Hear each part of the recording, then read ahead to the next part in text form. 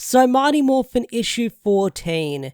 If there's one way I could describe this issue, it's kind of the fallout and coming to terms with everything that happened in the previous two issues, because in Power Rangers issue 13, there was a serious setback where the command center was destroyed, Lord Zed's moon base was destroyed, supposedly killing Lord Zed, and the Rangers were all separated, leaving some on Earth and some going to Safe Haven to retreat.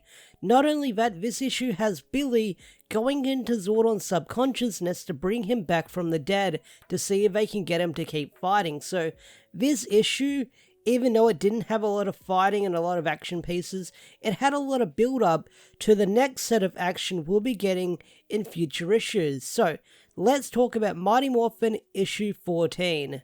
So first thing we've got to talk about is Zordon's brand new body that he gets in this story arc.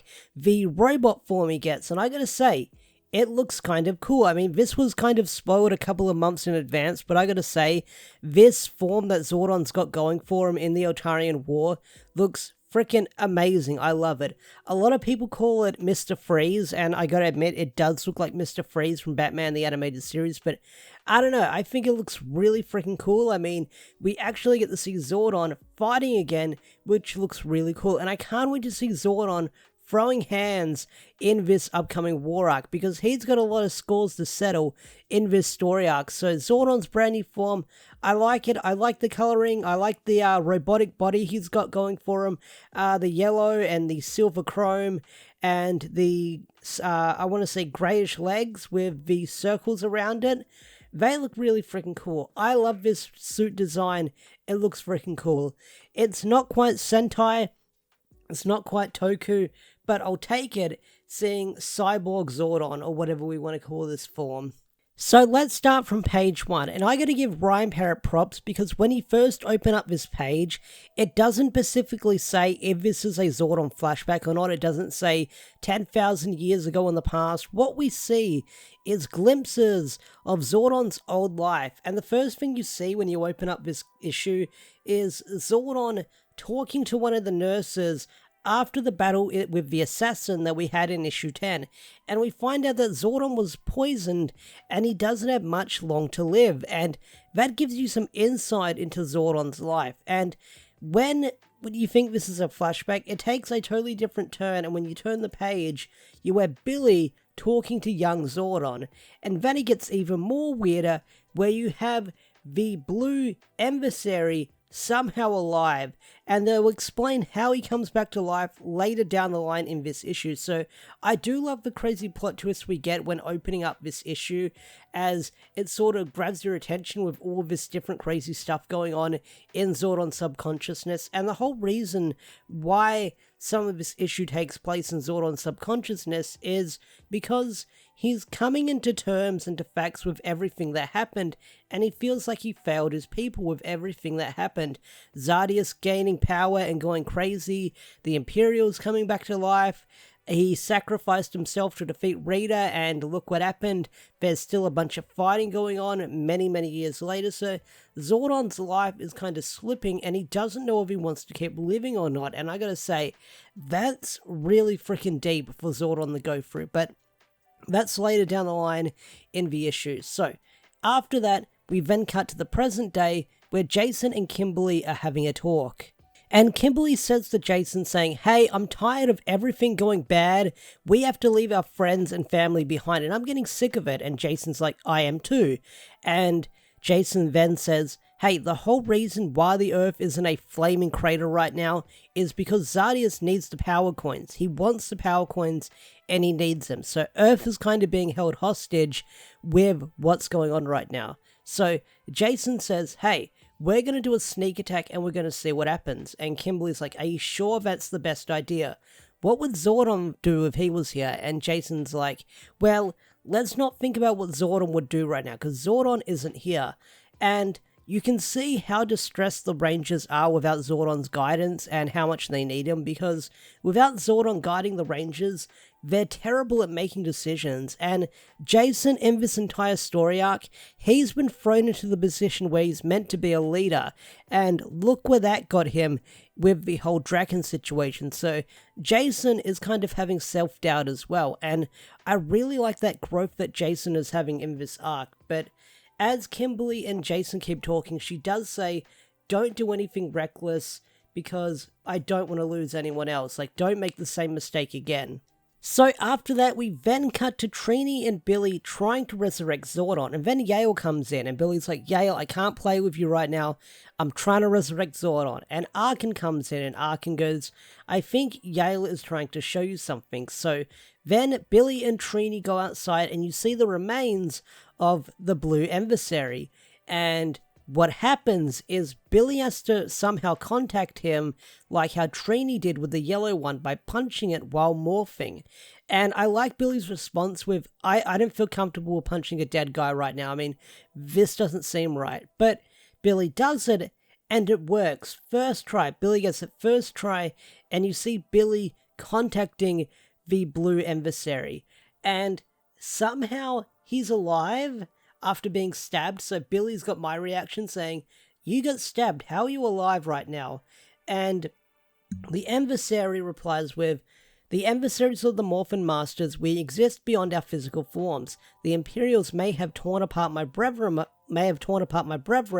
and silenced their beating hearts, but mine still echoes through space and time. So yeah, to him there's a simple explanation for that, while for someone like me that kind of goes over my head with, alright, so somehow you're alive through plot shielding or some sort of magical being? I don't know. Maybe it will make sense later down the line, but somehow he's alive and he's able to use his powers to somehow keep Zordon's nucleus intact, and this is where we get the whole Billy and the blue adversary diving through Zordon's memories. So after that, you then cut to Earth, and Bulk somehow has an interview with Zartus. I gotta say, Bulk is able to get more interviews than me, and I'm kind of jealous. What a lucky bugger. So Bulk is able to interview Zartus, and it goes as well as any interview with an evil overlord would go, where Zartus says, hey, we come in peace, we're gonna bring peace and prosperity. If you rebel against us, we might have to hurt you, but welcome to the new era of humanity. So yeah, that's the interview and that's where it goes. So it's kind of a checking up on what Earth is doing. So after the interview with Zartus, you then have the, what will they call it again? Sentry Force 4 looking for the remaining Rangers who are still on Earth. And we find out who was left behind, and it's Zach, Tommy, Aisha, and Matt. And the big dick energy of trying to be alpha between Matt and Tommy is totally there, because Matt wants to summon the Dragon Zord and easily take care of the Sentry Force 4, and Tommy's like, no, if you do that, we're all dead.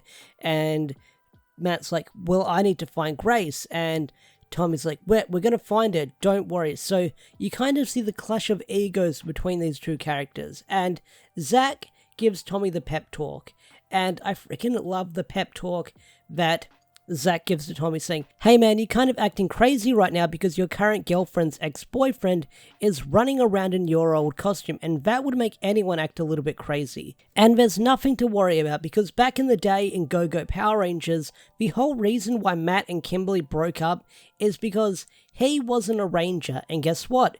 Matt's a ranger, and Tommy's still with Kim, so there's nothing to worry about.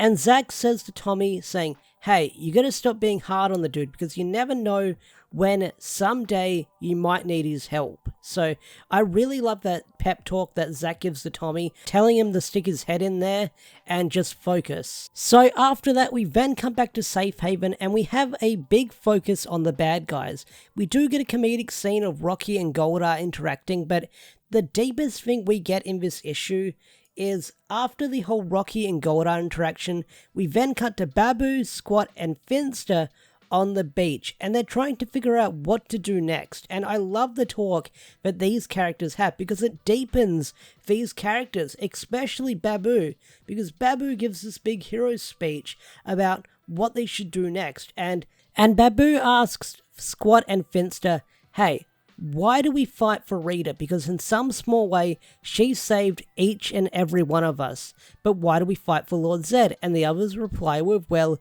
he's scary. We're terrified of what he might do for us.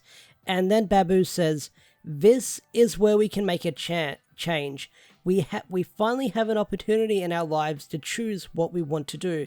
Fight for good or evil. Which one is right? Which one is wrong? Which side do we want to pick? And that's where that kind of speech ends. And I gotta say, I loved seeing Babu get some character development, because, like, in the show, he's very silly, he's very comedic, but how Ryan writes his character is making him look smart and say smart things instead of being a bumbling comedic character like he was on the show. Like, he actually had something intelligent to say, and I really do like how Ryan's fleshed out Babu in the comics, even back in Go-Go. So after that, we then cut back to Zordon's subconsciousness, and you see Billy talking to Zordon, a young Zordon, on top of the tree that he mentioned many issues ago with the fruit that he used to climb up and eat. And earlier in my review I talked about where Zordon views himself as a failure. And this part here I gotta talk about. Billy gives this speech by saying, hey, someone old and wise and blue once told me that failure is a choice, and it only begins when you stop trying. And this is where Billy and Zordon have this really heartwarming moment that I really liked. I love seeing these characters sort of make amends for everything that happened.